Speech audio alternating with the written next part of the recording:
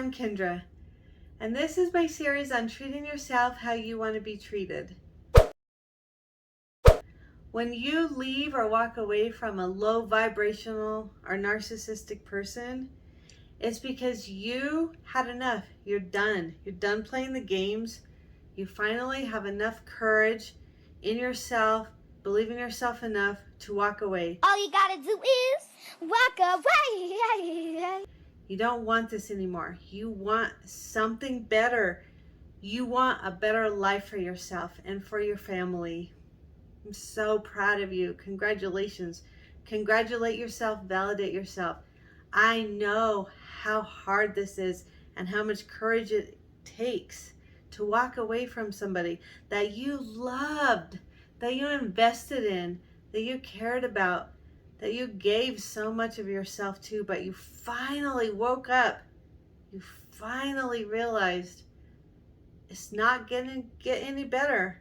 It's not gonna change. I have to do something about this. And I have to believe in myself and in something inside of me, something that is bigger than me, that is going to help me. I can do this. This builds confidence in yourself. When you do something really hard and you're gonna be okay, you are. But what happens next? You woke them up. You woke up that low vibrational narcissistic person. Their juices are flowing. They're excited. Oh, they think you're playing the game now. They see you. Remember, they see you as though you are 100% like them. So now you're a challenge. Now you're something to get excited about, something to wake them up so they can now play the game with a worthy opponent. You got their juices flowing. You are finally a solid game player. You are an opponent they've been wanting and waiting for a long time. Now they're going to get all their strategies together because they are the ones that have to make the next move. Their maneuver tactics. They want to win at all cost. They will think tirelessly day and night about what to do next. When you probably are thinking, oh, they've gone quiet. They must be either working on themselves, trying to make their life better, trying to figure out what happened. Maybe they're trying to make themselves feel better. Maybe they feel bad or sad about what they lost. No, wrong. Wrong. They may love bomb you. This has softened you in the past. They want to keep this game going. This is all they know. In fact, this is what they were programmed to do. They came into a life, into parents, into circumstances and conditions to make them this way on purpose. Somehow they brought this all into their lives. They do not have a role model. They have never had a role model that just taught them love, respect, and boundaries. They have a role model. All the role models around them programmed them, brought them to this exact game, and they know how to play it. You will not win at this game. You will not. And you have hurt them. So if you do go back, just know that you will pay. I waited 30 years to walk away from my marriage. And I waited until I knew for a fact that I would never go back, because I had watched my mom and my sister and many women before me come and go, and it never ever got better. It just got worse, and it will get worse. I promise you that. Do not go back.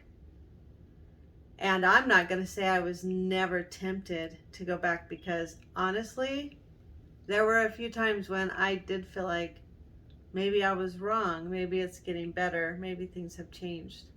And every single time I felt like that, I grabbed YouTube and I turned it on Narcissistic channel and I watched it for 5 minutes. 5 to 10 minutes is all it took. And then I knew, nope, I'm never going back. Never. All of their energy is going into winning at this game. There's a winner and a loser, and they are always going to be the winner. So what does that make you? You're always going to be the loser. You are the rival, the antagonist, the opponent. Always just know that. That's who you are in this game to them. Period. So walk away. Stay out of this game. Stay out of this engagement. Do not engage. Get out of the equation. Stay completely as far away from it as you can. I am lucky. I was 1,000 miles away. I thank God every single day. Do not engage with them. And then they'll only be playing themselves. Let them do exactly what they want to do. Don't defend yourself. Don't try and get revenge. Don't reach out to them. Don't lash out. Just 100%. Turn everything off. Close the door quietly. Walk away. Let them do everything that they're going to do. And they're going to do a bunch of stuff because they think you're still engaged, because that's how they think. That's what they would do if it was they were in your shoes.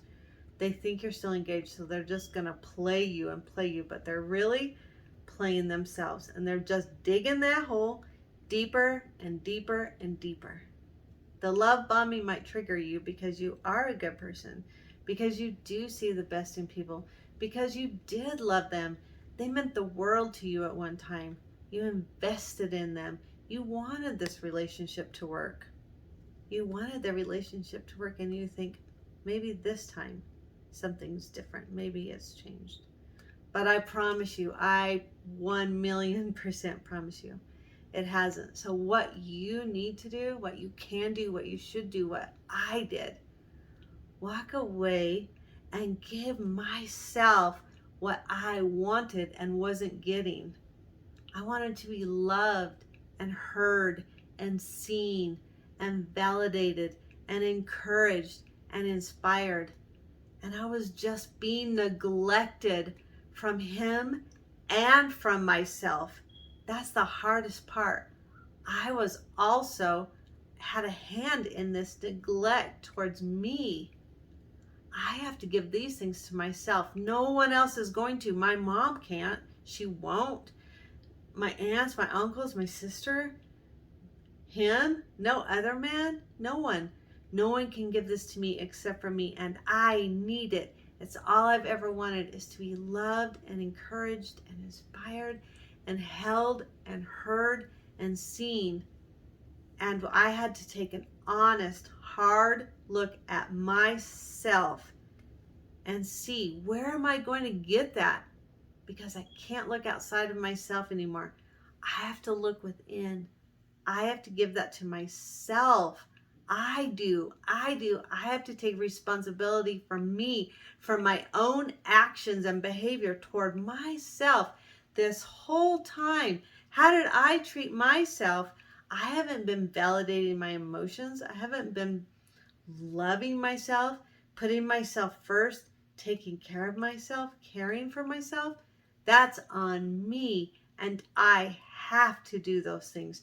And by doing those things, I am going to raise my vibration, which is my whole goal, to raise my consciousness in order to bring good things to myself from now on in my life. That is my whole entire goal. Also, when you take yourself out of the equation, it's a wake-up call. They have to lose everything that's good to them in order to hit rock bottom. In my opinion, they're an addict, and hurting you to give them relief because they're hurt is their drug of choice. So I see them as an addict now, and their drug of choice is hurting you, treating you the way they treat you. Do you want to be their toilet? I don't want to be there to regulate their emotions anymore. I used to think that was my job as a good wife, to regulate his emotional state. That's not my job. That's his job. My job is to regulate my own emotions. When someone is an addict, they're looking for relief, for a release. And when they are hurt, they just strike out at you to hurt you. Then they all of a sudden feel better. That's them hurting you as a release. That's their addiction. You have to take yourself completely, and I mean completely, out of the equation so that you are so far away from them that when they strike out to hurt you, they only hurt themselves.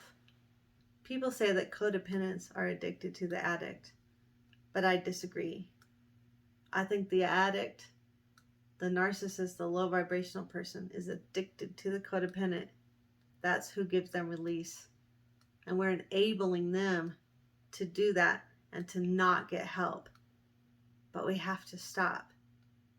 We have to believe in ourselves, love ourselves, gain confidence in ourselves through doing hard things so that we can walk away, take ourselves out of this equation so we're not being hurt by this addiction, this problem.